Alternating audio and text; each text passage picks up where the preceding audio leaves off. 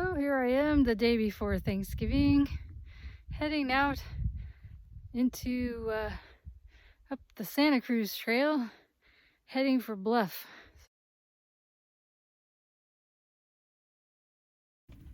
There's my first view of Little Pine Mountain. Somehow I gotta get myself up there.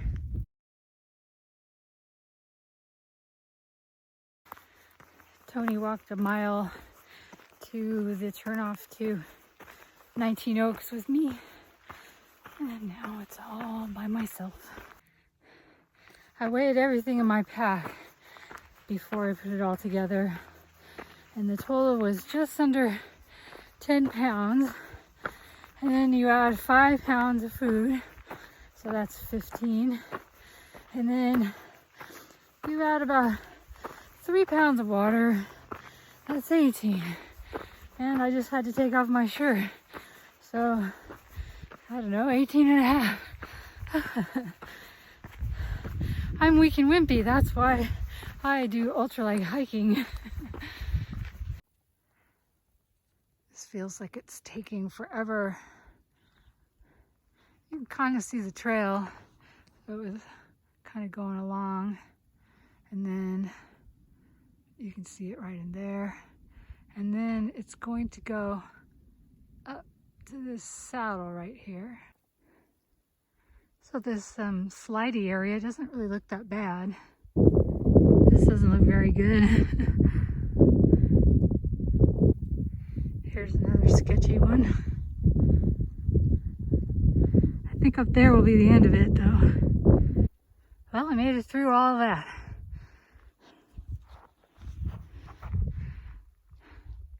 Just a little bit further.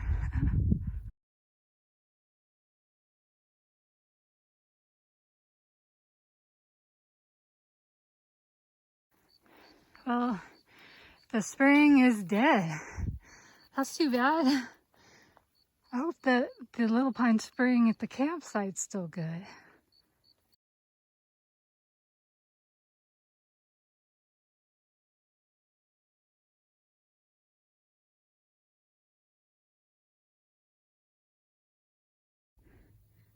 So I came up that canyon.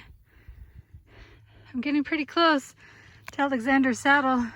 You can see out there the islands in the ocean, and over there you can see the Pacific Ocean. So the daylight is going quick. I think I got about 1.5 miles to get to my campsite and about 1.5 hours of sunlight. So I think I'm gonna make it. Oh, so look over there, the saddle is going to be right up there where it dips down. Yay, I'm almost there.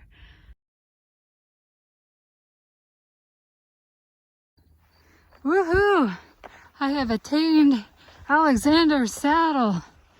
All right.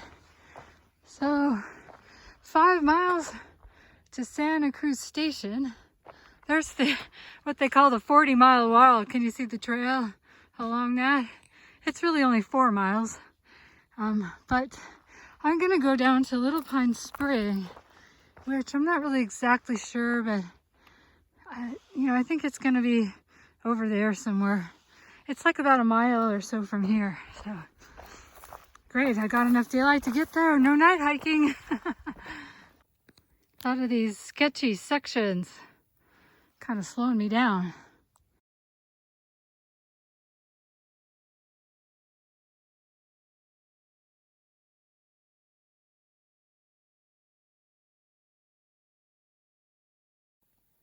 So I'm searching for the trail, and oh my God, it is so faint. Can you see it? But there's tape. So I'm doing a good job here. I'm gonna find the campsite. It kills me. There better be water there because I've only got 1 liter and a little bit more. I made it, and I hear water flowing. Oh, it's really nice in here. Wow, look at this. I can boil my cauldron tonight. And there's a picnic table, and there's no more whiskey. Oh well. Oh. You know, nothing fills my heart with joy more than finding water in the middle of the desert. And look at how clean it is. Oh, and this is going to be so nice here tonight. Okay, time to set up camp because the sun is on the other side of the mountain already and probably will be dark in half an hour. So I think I'm going to set up right here because there's a little bit of leaves on the ground that'll kind of cushion me, and it's close to the spring so I can listen to the water drip all night. Should be very pleasant. It's 4:37. It's getting dark.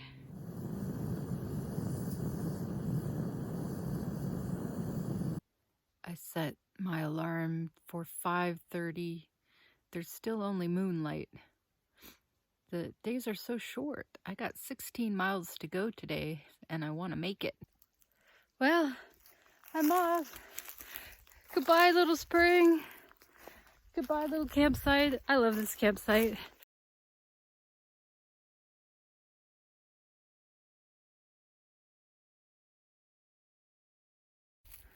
So the key to finding Little Pine Spring is you will be coming down this way, and then you'll, if this pink tape is there, that's a good sign. If not, you will emerge to this grassy potrero, and then right here is a very faint trail. You just sort of follow the bottom edge of it. The main trail continues straight, but the trail that can lead you to Little Pine Spring first starts following the bottom edge of this potrero. And it's a long drop and a very steep climb to get out. But okay, now I'm making forward progress once more.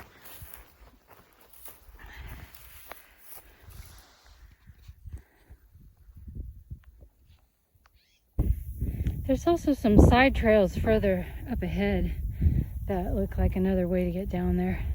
And if you're paying attention or looking right there, you can see the picnic table. So you can actually see it if you go a little further through this meadow.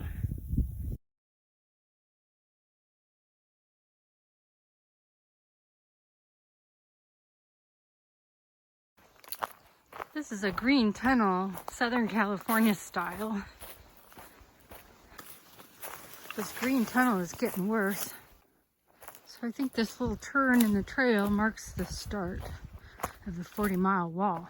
Oh, and I just had to go through this obstacle course here in case anybody's interested in a work project. There's been a few fallen trees. Nothing you can't get through, but still kind of annoying.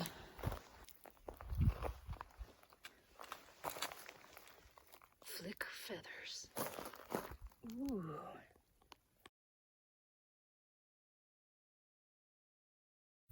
So for this 40-mile wall being such a visible gash, it really is a low spot race typical trail with, you know, uneven tread and no maintenance in these washout spaces. So it's kind of slow going. That's why nobody does like 30-mile days back here.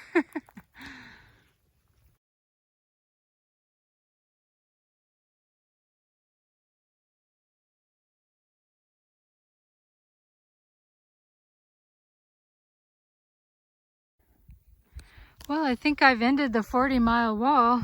I've turned a corner anyway, so I can see the potrero there. I forget the name of the potrero. So I think I got switchbacks down to the guard station.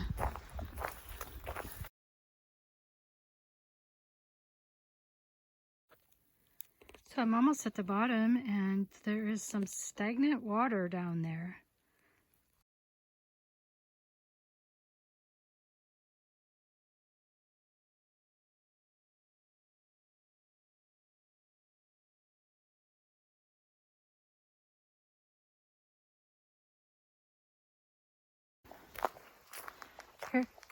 Here's the Santa Cruz guard station. It's got a flagpole. No flag.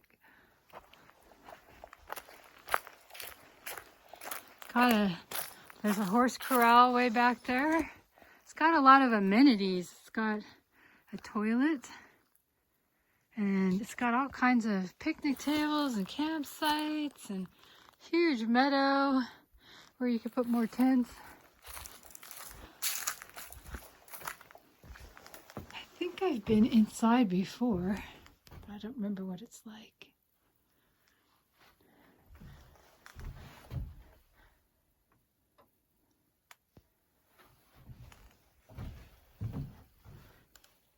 There's a potbelly stove inside, and a chair, and a bunk bed. Bunk bed. Very nice. But I gotta head off to Flores Flat.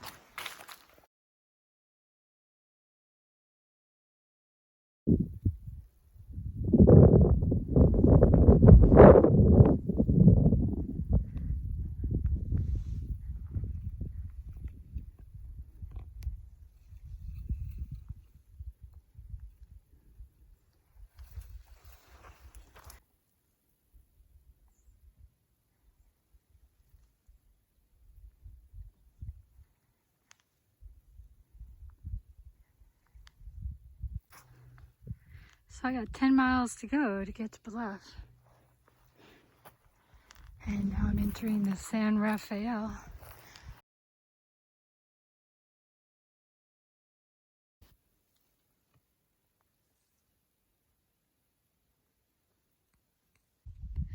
So I've gone 7.5 miles in 4 hours. I'm at Flores Camp. It's a nice camp, but I don't think there's any water. I haven't looked, but all the creek views of the creek I've seen, it's bone dry.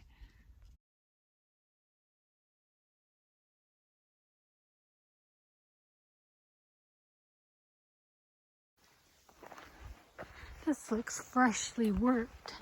Tread work and everything.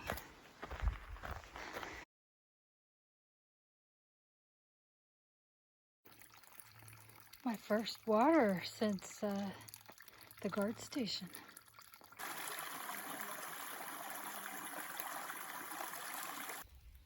Well, I made it to Kellogg. There's not a lot here as far as amenities. It's a part of a grill. There's a broken table. You can hear the water. I'm going to stop here and have some lunch. Kellogg is a new campground, and it's named after Kerry Kellogg, who was one of the finest public servants I've ever met. He was a Forest Service ranger, and he retired a few years ago. But he knew all these trails. He'd come out here and do work trips and stuff, and he was a really nice guy.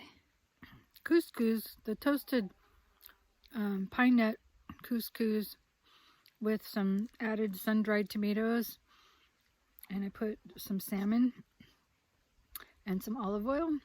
I don't know if I would ever get tired of it. It's really good. And you don't have to cook it. You can just pour cold water in it and wait, you know, like I poured cold water in it back at the Santa Cruz Guard Station and hiked a few hours, and it was perfectly ready to go. It's pretty good. Well, according to this sign, which is pointing the wrong way, I must have twisted it. It's not held in very well, but Bluff Camp is 5.5. That's good. I'm gonna make it.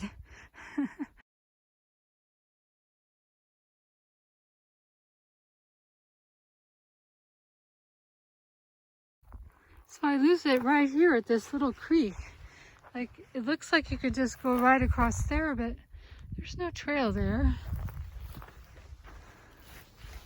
If I go up a ways,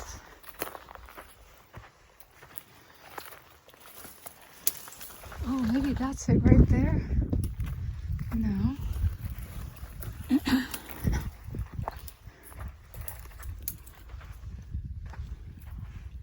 Yeah, can't find the trail at all.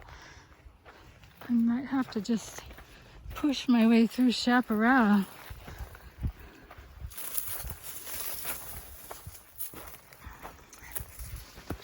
This trail's been very faint. Oh man, I'm never gonna make it. Well, somehow I found the trail again. I pushed my way through a bunch of chaparral and suddenly it appeared. So I took a waypoint where I was lost. I can give that information to Brian.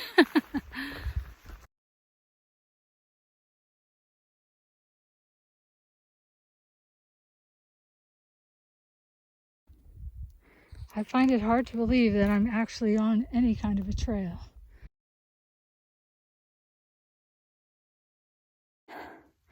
I want to cry. The closer I get to Bluff, the worse this trail gets.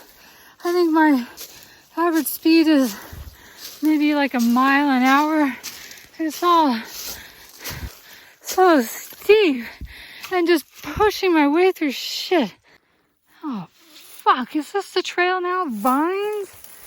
Does it go that way? Oh, shit. So there's a spring here in these vines. So I'm gonna fill up my water in case I don't make it all the way to Bluff. Well, the trail is back to being a trail again, but it's so steep, I can't really make up for lost time. I still think I'm gonna make it if it stays like this. So, the end is in view. So that is the road, and then somewhere, like I'm gonna have to go up into there somewhere where the road comes down, and that's where Bluff Cabin is. And I hope I have enough daylight. I hope I'm not pushing my way through stuff to get there. Well, I don't know where to go because there is no trail anywhere. There's a gigantic fallen tree, and I just spent half an hour tangled up in it. So here's the giant tree. I think so the trail could be going that way, but really there's nothing there. It looks like it's going right through there, but I pushed my way through there and there was nothing on the other side. I am completely and totally stuck. I think this is the trail. I'm gonna cry. You know, I've been like dreaming of doing another long distance hike, but I'm starting to wonder, do I even like backpacking? Because it sucks. This is the trail. Oh fuck, another one. It's already 3. I got an hour and a half of daylight left. I'm never gonna make it. So the only footprints I've seen today are from bears and deer. And I think that's because the Jackrabbit Flat Trail is the worst trail in the whole Los Padres after Buck Creek Trail. Buck Creek Trail is the worst, but this is the second worst for sure. Ah! Ow!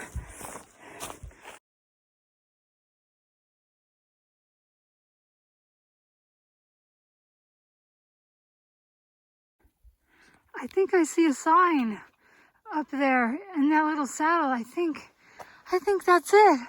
I think I'm gonna make it. Oh my God, I haven't wanted to jinx it. Yeah, look, see? I think I'm gonna make it, and here's a fallen tree again. But the trail's been pretty good for a while, so I've been able to make up some time. Let's hope it doesn't keep doing this, though. Maybe delirious, but I think it smells like barbecued chicken. Oh my God. I made it. Oh.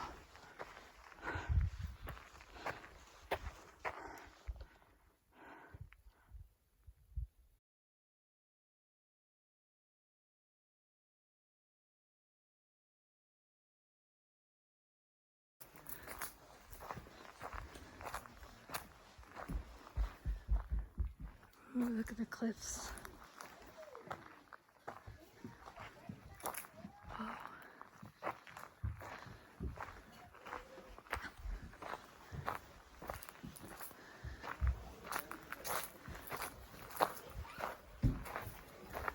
This is Brian Conant's family. Hi. We're gonna hike up and watch the sunset. Oh yeah? That's a good idea. Hi, I'm Mindy. Hi, I'm Diane. Hi. Look at the little doggies. Oh, so cute. Well, here's my home sweet home out here at Bluff Camp. I got an invitation to dinner. Woohoo.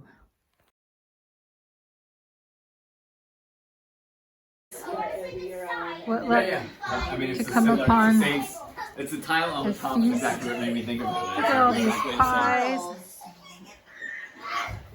inside this nice warm cabin. Look at, there's all this stuff on the stove. And little dogs everywhere. Like the toilet would be right.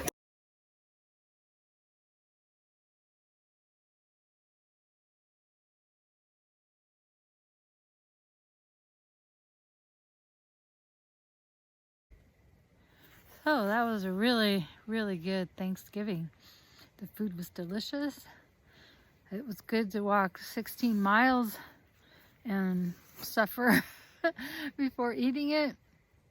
It was fun talking to Brian, giving him all my coordinates for the fallen trees and bad parts of the trail and stuff. And they say they might get up real early and make some coffee, so I talked to Brian about my options for different routes, and I think we all agreed that the Upper Sisquoc is probably the best route to do. There should be water at Upper Bear and Lower Bear, he said. So I don't need to go to Big Pine to get water. And then there'll be water at Cottonwood. So I was kind of planning to do Cottonwood the first night. And then water at Lonnie Davis. Apparently B-Man tried to go get water at Sisquoc and had to go to Lonnie Davis instead. And then after that, Big Cone Spruce will have water. So I think I'll be able to, you know, carry around a lot of water, but it won't be too, it's all spread out pretty nicely, so there won't be huge water carries. So, phew, it's, I think I figured out it was 14 miles to Cottonwood from here, so I still need to get up pretty early, but it'll supposedly be a lot easier, so there won't be any half mile an hour or 1 mile an hour stretches. Anyway, I finally am feeling warm now that I'm in my sleeping bag, so I'm gonna lay down and warm up.